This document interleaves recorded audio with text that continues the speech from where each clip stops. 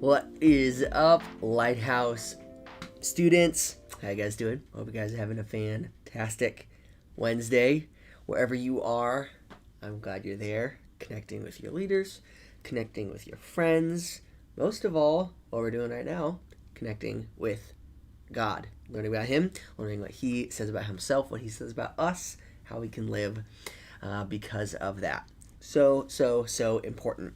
And this is our last week in our series called Plot Twist. And for the last several weeks, we've been talking about twists, turns, surprises, and all sorts of unexpected things, right? And sometimes the plot twists that we face are beyond our control.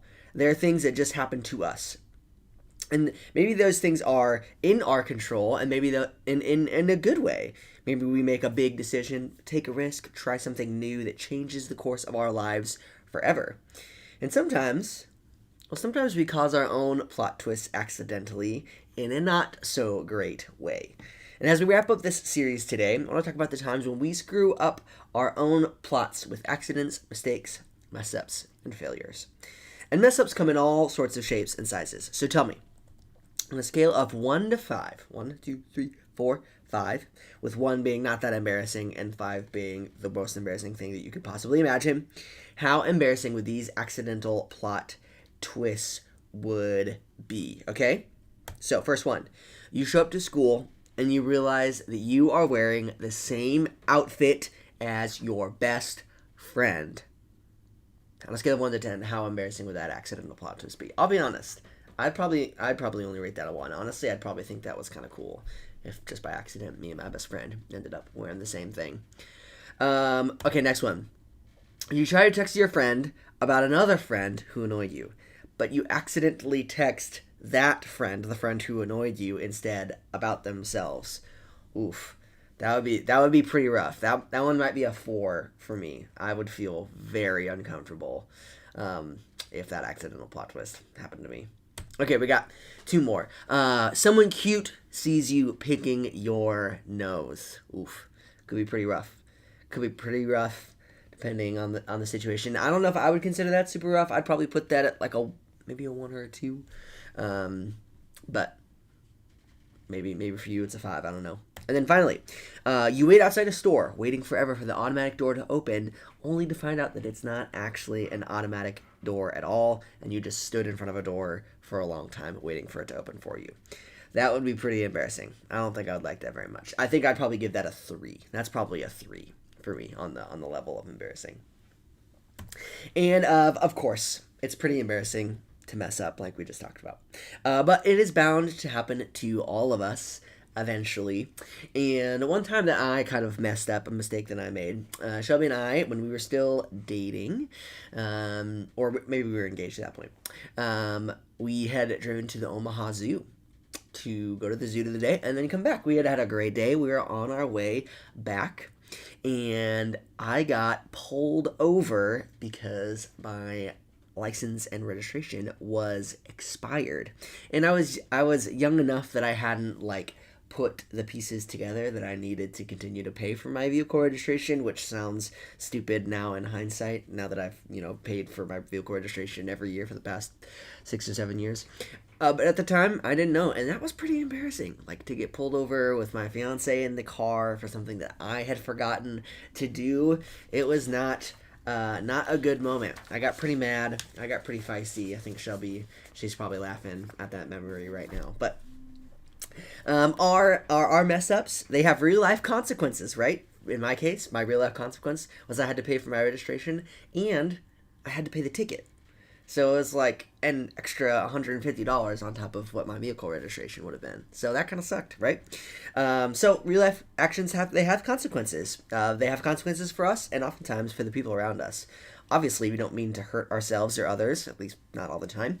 But we often find ourselves being hurtful anyway. And maybe right now you're thinking of some of your own mistakes that still make you kind of cringe a little bit with guilt or maybe embarrassment. And maybe you're actually thinking about someone who hurt you recently with one of their mess-ups, accidental or not. Either way, we all know what it's like when someone messes up. And sometimes it's hard to fix the damage when that happens. So, we're in the last week of our series. We have one more story from Jesus' life to talk about, and one last Marvel plot twist to connect to it. So, this one involves the character arc of everyone's favorite bad guy in the Avengers universe, and his name is Loki. So, the Loki TV series actually takes place in a reality that spans time and space and multiple dimensions and universes and timelines, and I don't have time to explain it all, but what's important is to know a little bit of his backstory. So he's known in the Marvel Universe as towing that line between good and evil. Sometimes he's mischievous, other times he's kind of a monster. And just before this series begins, Loki had been on a rampage where he'd nearly destroyed all of New York City and probably the entire Earth. And so that wasn't the only problematic decision of Loki's life. But up to this point in his life, it was definitely the one with the most extreme consequences. And as the series gets started, we see Loki meeting with a guy named Mobius, agent of the Time Variance Agency. And in this conversation, Loki gets honest, and Mobius says something that's kind of surprising. Check it out. I don't enjoy hurting people.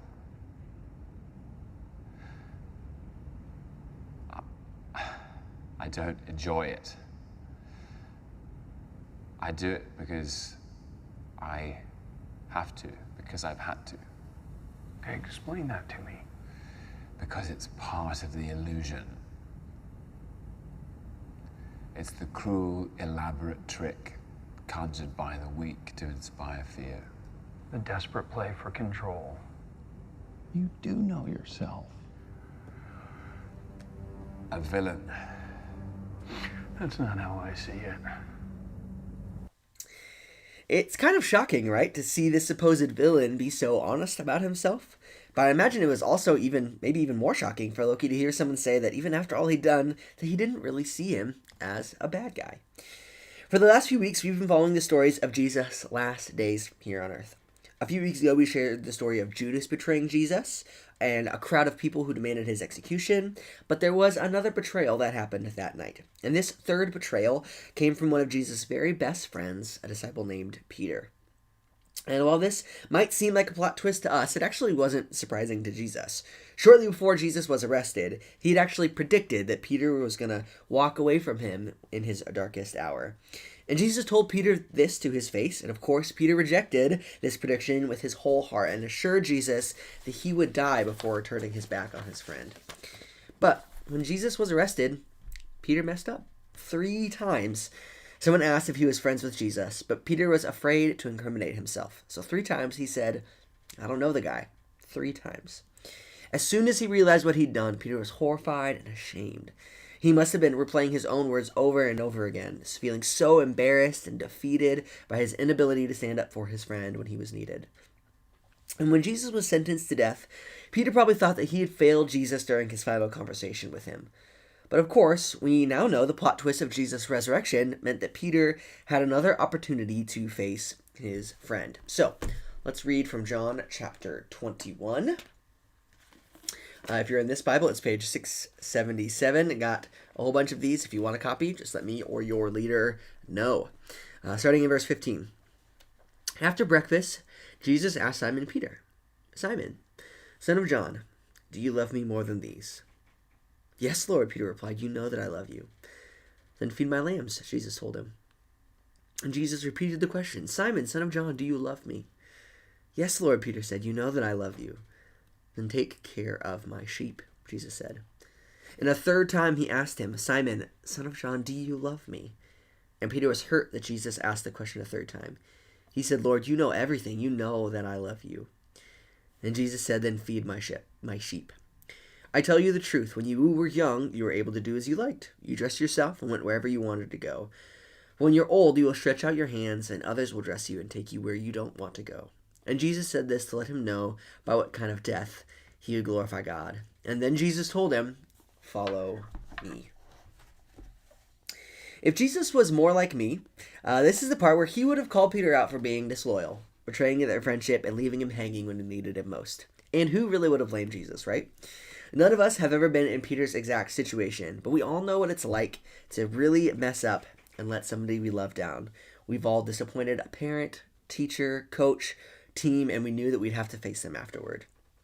We've all broken something valuable and knew we'd have to explain what had happened, or we've said something hurtful to a friend that we really loved. And we felt the weight of wondering how the person we hurt will respond when they see us again. Will they be mad at us forever? Will they never speak to us again? Will they try and humiliate us in return in front of everyone else?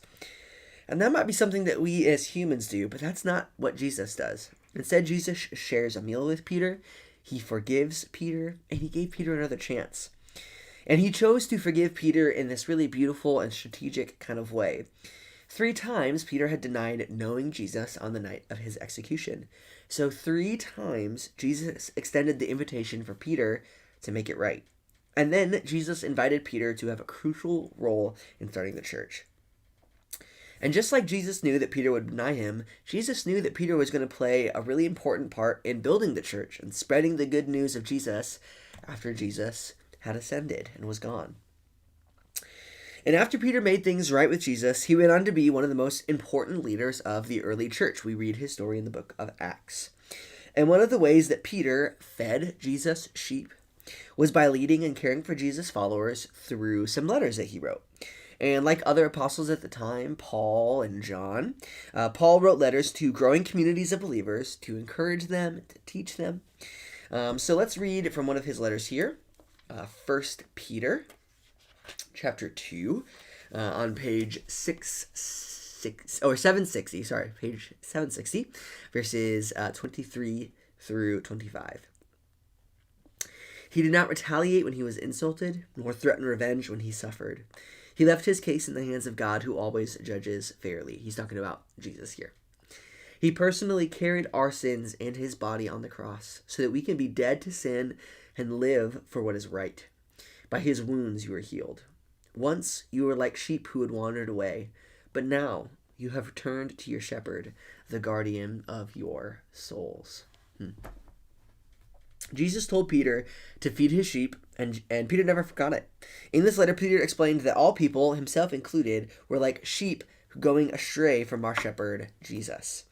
And maybe we're sheep who got distracted or made one wrong turn, or maybe we're sheep who were feeling a little rebellious and tried to make it on our own. Either way, Peter says that we're like sheep wandering in the wilderness. And sheep can't really defend themselves. So a lost sheep is at risk from all sorts of threats and is in desperate need of finding the safety of their flock and their shepherd again. And I wonder if Peter was thinking about the night when he betrayed Jesus when he wrote this. On the worst night of his life, his fear led him to make a really bad, sinful decision. And that one bad decision, as far as Peter knew, could have left him lost and distant from the person who had loved him and given him a purpose. And when Peter failed Jesus, he may have worried he'd never be able to get right with Jesus again. And maybe you felt that way before too. But with Jesus, there's always one more plot twist in the works. Like Peter, when we mess up, Jesus gives us another chance. And Jesus is always willing to forgive us and give us another chance when we mess up. Like we talked about a few weeks ago, because of what Jesus did on the cross, when we repent, confess our sin, Jesus is ready right away to forgive us. But maybe you're wondering, does he just hand out all of these extra chances for free? Does it happen automatically, or do we need to do something? What do we do when we still mess up and it honestly feels kind of awful? Just like we saw Peter do, there are some things that we can say to Jesus when we realize that we have messed up. First, we can admit that we are guilty. And feeling guilty feels bad, right? But it isn't necessarily a bad thing. God gave us a conscience. So when we feel guilty, it's a signal there may be something that we need to make right. So if you're feeling guilty about something you've done or maybe failed to do, have a conversation with Jesus about it. He already knows anything that you've ever done anyway, right? Next, we can reject shame. If guilt says, I messed up and I want to do what I can to try and make it right, shame says, I'm messed up and I'm never going to get it right. See the difference there? Feeling guilt can actually move us to change. It can move us towards repentance. But feeling shame often keeps us stuck, feeling unworthy, unwanted, and like we're just a failure. And one of the most significant things that Jesus took from us on the cross was our shame. He died so that all of our shame could die with him. And when Jesus looks at us, he sees a lost sheep in need of a shepherd. He sees hope and potential.